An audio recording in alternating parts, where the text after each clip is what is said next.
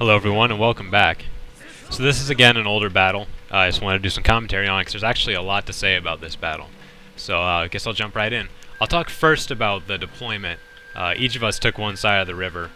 Now I started here on the workshop side because obviously I figured I was going to be the one to attack, and I really like the workshop. But also it seemed to me like he was going to have the advantage on this side of the river, seeing as he would be closer to this building, which would give him easy access to this one. So I just conceded that side of the river to get the superior workshop. Alright, let's look at the army setups. Pretty standard setup for me. 6 katanas, 2 Yari samurai, 2 Yari cavalry, and then a bow samurai, a bow ashigaru, and a matchlock ashigaru. Over on this side, he hasn't quite revealed his entire force, but it ends up being 4 katana samurai, 2 naginata samurai, 2 bow warrior monks, and 3 Yari cavalry.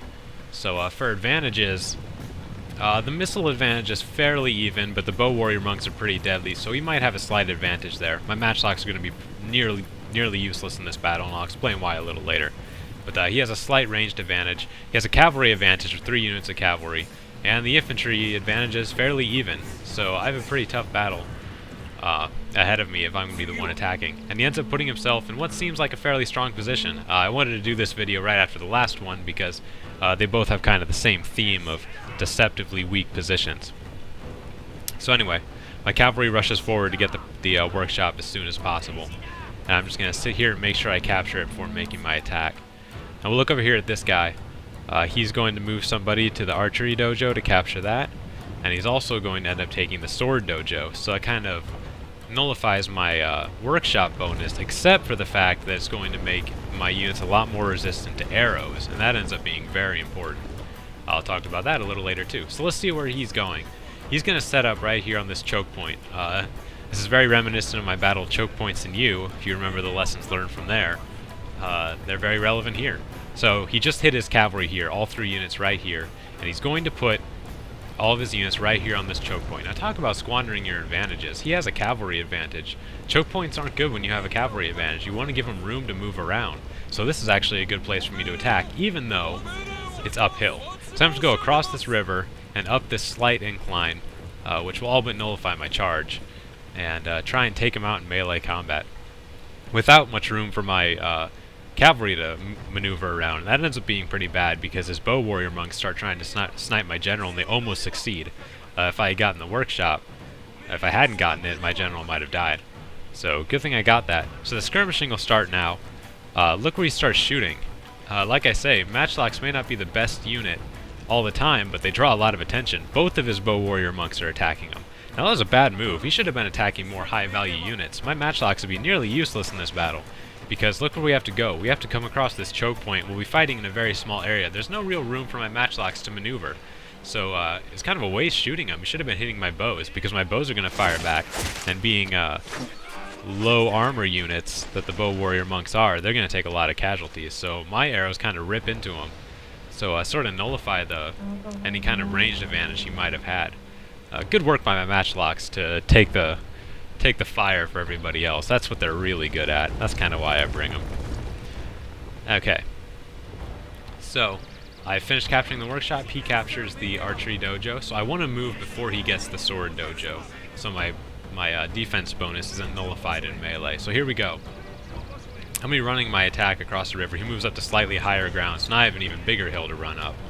So this will be a very challenging attack, and it's pretty interesting how I do it, and I'm going to make sure to talk about exactly how I charge. So I know his cavalry is right here in these trees, and I want to lure him out early so my spears can mow him down. So I'm going up in my standard formation with the 4 katanas in front, a katana on each flank, and then the spears in the middle. Because I don't want to scare off his cavalry. I want to make him rush early and pin him down so my spears can take him out. And then my cavalry will be free to hit wherever. So my attack wasn't perfect though. I should have kept my cavalry on the left side over here so they could go around and hit the bow warrior monks. Because his warrior monks start shooting at my general and it almost loses the battle for me. If he would have gotten sniped, he would have been all over. So here we go. I'm going up the hill, and I'm going to talk about this attack because it seems at the beginning like I'm in a very disadvantaged position and like I'm easily going to lose this battle.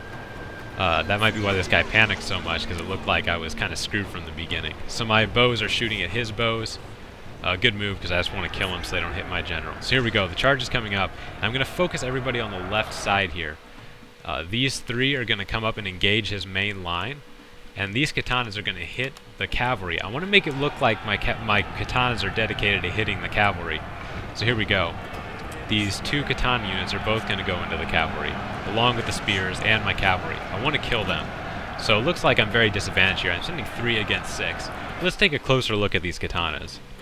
These are veteran katanas. I got my wolf katanas, I got the hawk katanas, and I got the tiger katanas. And they all have defensive upgrades, so they can stand and fight better than his non-veteran units. So they're going to be able to take a lot of heat. And they're going to absorb it, and he sends everybody at the katanas. Now that's exactly what I wanted, because now these katanas can break off and charge right into the backs of theirs. So that's what I'm going to do. He's going to start surrounding me, but I'm going to come in and surround him too. His general's going to come up. The katanas are now supporting the other katanas. Now let's look at my general. He's been getting hit by the bow warrior monks. He's down to 13 men. Really bad situation. Bow warrior monks are good at killing generals like that. So here we go. The katanas are now going to be able to hit theirs from the back. I've got him in a good position here. My katanas are doing a great job. I'm winning over here. It's he's down to 80 men in this unit. I'm down to 100. So this one's winning. This one's also winning. And these guys are going to be held down long enough for the cavalry to break off. Now I should have, like I said, had him on the left and maneuvered him around. But my archer units are going to kind of pick up the slack and start shooting at his general too. So both of our generals will be under pressure. He moves his bows back. Probably shouldn't have wasted the time doing it. Should have just kept pouring into my general. So here I go, shooting into his general. I've taken down 4 men in that shot. So both of our generals are under pressure. Now he's pulling his cavalry back to hit my melee units, which was an okay move, I guess. But he just concentrates them all right here. And I can just easily move up and just engage him again. So let's look at the numbers real quick. This cavalry, this one's down to 48, this one's down to 22, and this one's down to 24. So his cavalry's almost gone. Meanwhile, my spears, this one's lost 1 man, and this one's lost 6. Shows you how Yari samurai are against cavalry. This katana's fine at 102. He's a veteran too, with a defensive upgrade.